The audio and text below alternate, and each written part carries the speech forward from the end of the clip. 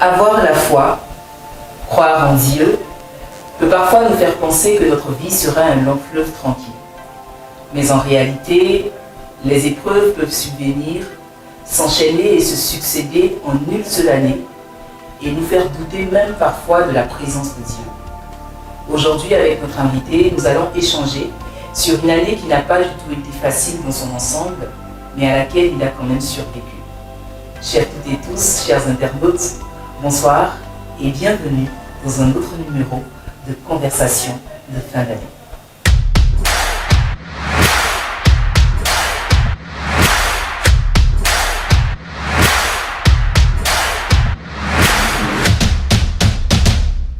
Bonsoir Nicanor. Bonsoir Rita.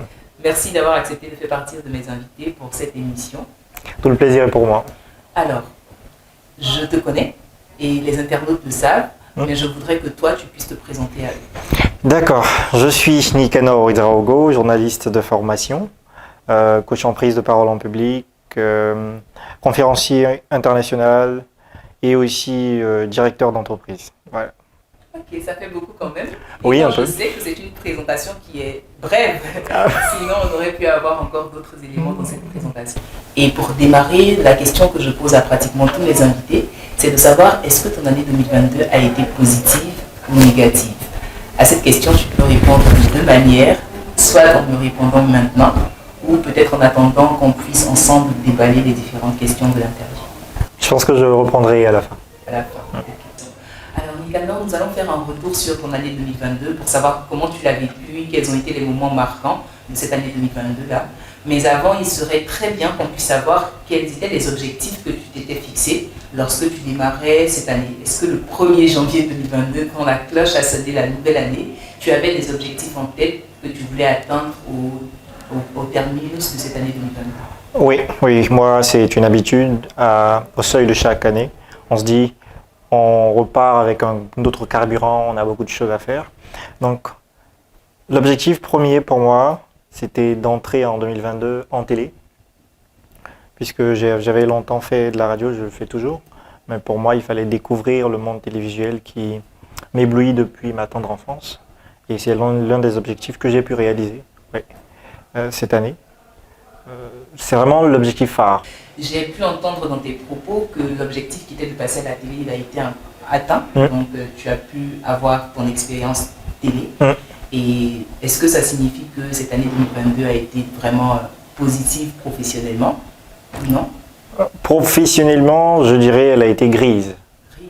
Ah ouais. Malgré cet objectif qui a été atteint? Oui, pour moi, elle a été grise parce que blanc du début et qui est en train d'être noir. Nous sommes en décembre. Ok, d'accord. Ça nous donne envie d'en savoir un peu plus.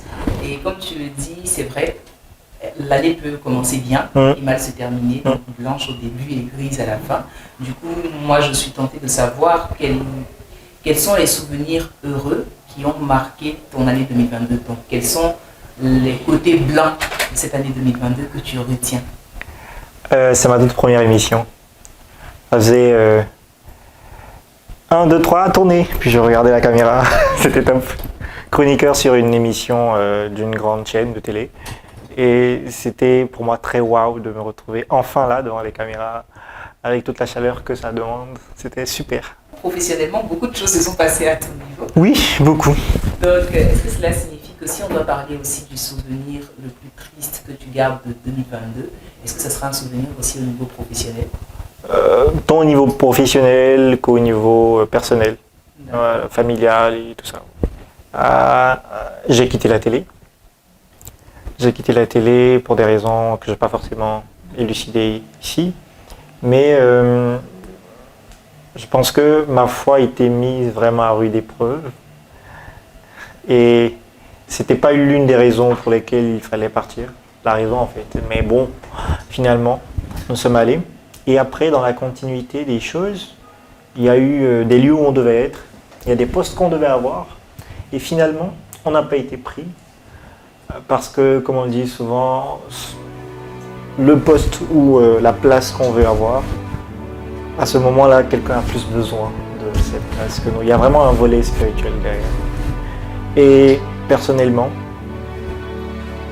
le mois de novembre a été un mois très dur pour moi. J'ai perdu 2 personnes en 2 semaines. La première personne que je salue, à qui je rends un hommage, mon père spirituel, mon père en entrepreneuriat, 3 doctorats à son actif, pasteur d'Apla, qui est parti, a été arraché.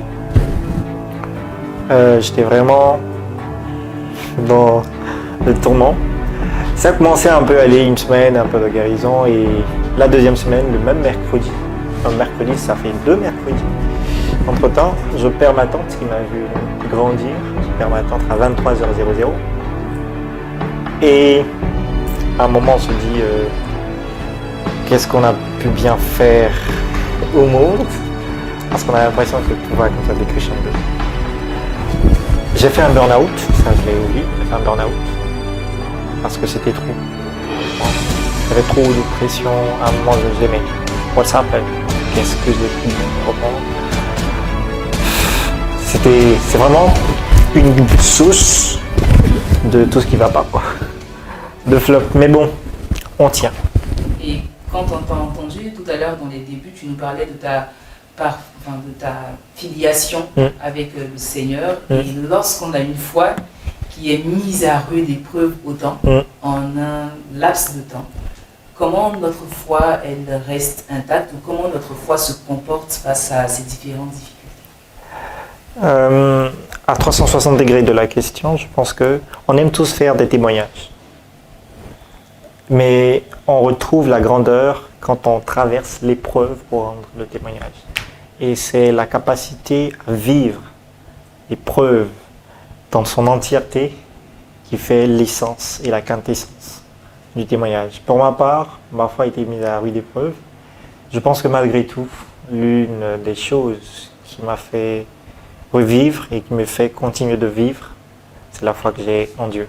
C'est vraiment lui son appui, parce que c'est vrai, il y a la famille et tout, mais à un moment, tu es seul. À un moment, tu te retrouves dans la chambre, quel que soit, même si tu as une chérie, tu as un ami, tu as tout le monde, tu as tout. Tu te retrouves seul à un moment, et il y a cet univers de pensée qui vient et te dit, bah, ça arrive.